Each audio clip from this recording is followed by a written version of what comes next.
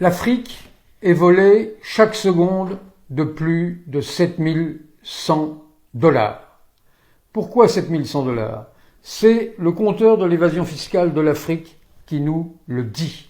En Afrique, le compteur de l'évasion fiscale, ce sont les multinationales des pays colonisateurs qui l'alimentent.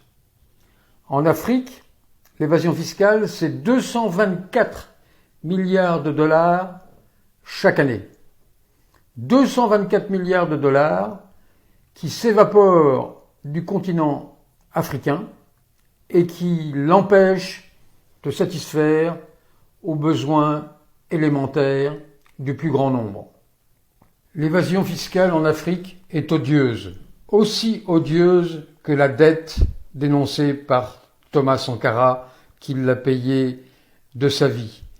L'évasion fiscale vampirise les budgets des États et les empêche de subvenir aux besoins collectifs de leur population. L'évasion fiscale en Afrique, c'est bien souvent la mort. L'évasion fiscale en Afrique, c'est le énième asservissement. Le énième asservissement après l'esclavage, après la colonisation, après l'asservissement par la dette illégitime, la fameuse dette coloniale, après le pillage des ressources naturelles, après la dévastation de l'environnement. Eh bien, l'évasion fiscale intervient à nouveau, creuse cette dette illégitime et avec des intérêts qui, évidemment, pour les pays africains, sont nettement supérieurs à ceux que connaissent les pays riches, eux-mêmes pillés par ces transnationales. Et quand ils pillent l'Afrique, leur avidité est décuplée. Pourquoi? Parce que l'Afrique est en plein boom économique. L'Afrique recèle des trésors. C'est le Fonds monétaire international qui, il y a peu, a considéré que l'Éthiopie était le pays le plus dynamique au monde, avec un taux de croissance d'environ 10%. Et derrière, de nombreux pays africains, comme la République démocratique du Congo, par exemple, le Burkina Faso, si j'ai bonne mémoire, tournait autour de 7% de croissance. Et il n'y a aucune raison pour ces tenants de la religion de l'argent de freiner leur avidité. Au contraire, elle est décuplée, parce que les prévisions du FMI, par exemple pour les années 2019 et 2020, sont tout à fait optimistes et sont du même ordre de grandeur, des taux de croissance qui tournent en moyenne autour de 7% pour de nombreux pays africains.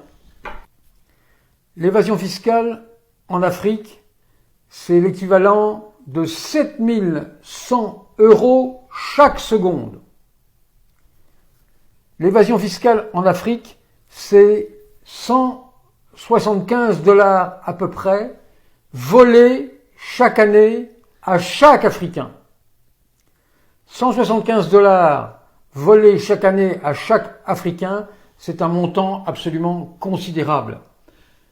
D'autant plus quand on le rapporte aux 413,3 millions d'habitants qui vivent en Afrique subsaharienne en extrême pauvreté.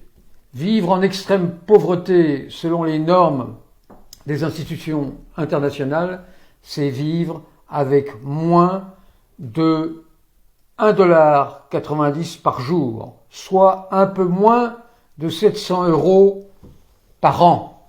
Or, l'évasion fiscale rapportée à ces 413 millions de personnes, c'est à peu près 600 € par personne.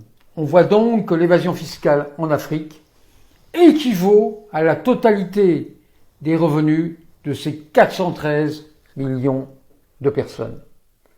Le travail des organisateurs de l'évasion fiscale et de leurs clients est évidemment grandement facilité par les institutions financières internationales qui délèguent des cohortes de fonctionnaires, ces nouveaux missionnaires qui n'ont de cesse que d'appliquer les fameux 10 commandements de Washington, les 10 commandements de la doxa néolibérale, et qui n'hésitent pas à faire appliquer aux pays en développement ce que l'on appelle dans leur jargon des plans d'ajustement structurel, les fameux PASS, qui sont en fait des machines à aller à l'encontre des intérêts de l'immense majorité de la population.